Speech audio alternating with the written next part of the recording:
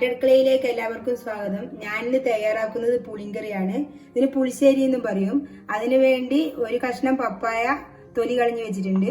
കുറച്ച് വാഴക്കാമ്പ് മുറിച്ച് വെച്ചിട്ടുണ്ട്. ആവശ്യത്തിന് പുളി, ജീരകം, മഞ്ഞൾപ്പൊടി, മുളക് പൊടി. ഇനി പപ്പായ മുറിച്ചിട്ട് കൊടുക്കുക. ഓരോന്നിനും ഓരോ ഷേപ്പാണ്. അപ്പൊ പുളിങ്കറിക്ക് ഇതേ ഷേപ്പിലാണ് മുറിച്ചിട്ടുള്ളത്.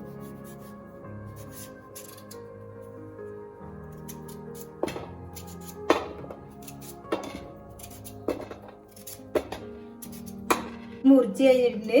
ഇനി നമുക്ക് ഇത് കഴുകി എടുക്കാം.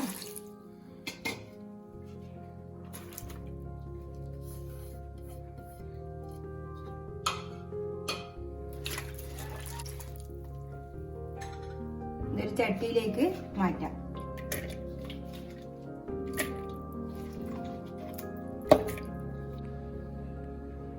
ഇനി ഇതിലേക്ക് ഉപ്പ് ചേർത്ത് കൊടുക്കാം. കുറച്ച് മുളക് പൊടി ചേർത്ത് കൊടുക്കുന്നുണ്ട്. ആവശ്യത്തിന് മഞ്ഞൾപ്പൊടി,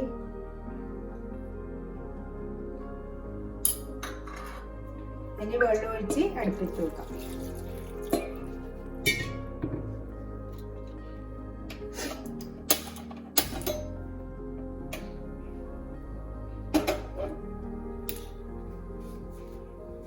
ഇനി ഇത് മൂടി വെക്കാം. കറിക്ക് വേണ്ട തേങ്ങ അരക്കാം. അതിനുവേണ്ടി കുറച്ച് മുളക് പൊടി ചേർക്കുന്നുണ്ട്. പുളിങ്കറിക്ക് അധികം എരിവ് വേണ്ട. അരമുറി തേങ്ങയാണ് എടുത്തിരിക്കുന്നത്. അതിന് 1/4 ടീസ്പൂൺ മുളക് പൊടി ഇട്ടു. ഇനി 1/4 ടീസ്പൂൺ ജീരകം ചേർത്ത് കൊടുക്കാം. ഇനി ഇത് അരച്ചെടുക്കാം. നമ്മളെ കറി വെന്തോ നോക്കാം.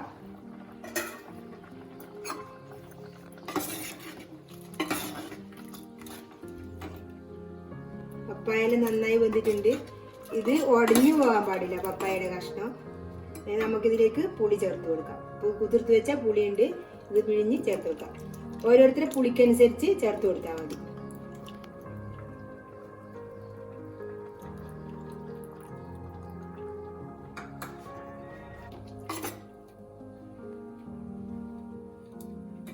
കുറച്ച് പുളി ചേർത്ത് കൊടുക്കാം, പുളി കുറവാന്ന്.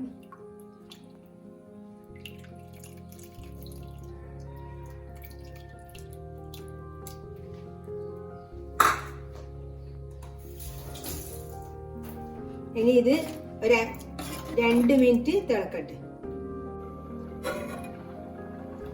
ഇത് 2 മിനിറ്റ് നന്നായി തിളച്ച് വന്നിട്ടുണ്ട്. ഇനി ഇതിലേക്ക് അരച്ച് വെച്ച തേങ്ങ ചേർത്ത് കൊടുക്കാം. തേങ്ങ നന്നായി അരയണം, എന്നാലും ആ കറിക്ക് നല്ല ടേസ്റ്റ് ഉണ്ടാവും.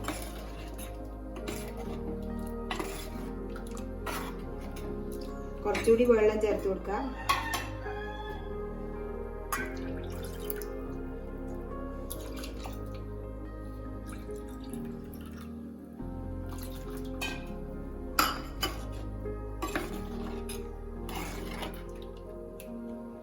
ഇനി ഇത് തിളച്ച് വരട്ടെ. നമ്മളെ കറി നന്നായി തിളച്ച് വന്നിട്ടുണ്ട്. ഇനി ഇതിലേക്ക് കറിവേപ്പില ചേർത്ത് കൊടുക്കാം. ഇതിന് തീ ഓഫാക്കാം. നമുക്ക് കറിക്ക് വറുത്തിട്ട് കൊടുക്കാം. അതിന് കുറച്ച് എണ്ണ ഒഴിച്ച് കൊടുക്കാം. ഇതിലേക്ക് കടുക് ചേർത്ത് കൊടുക്കുന്നു.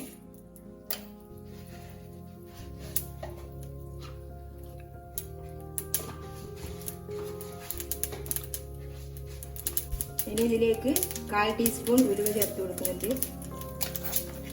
2 വറ്റൽമുളക് ചേർത്ത് കൊടുക്കാം.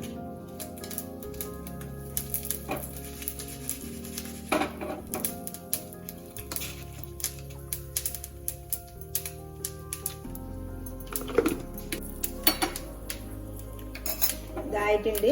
ഇതിന് കറിയിലേക്ക് ഒഴിച്ചു കൊടുക്കാം.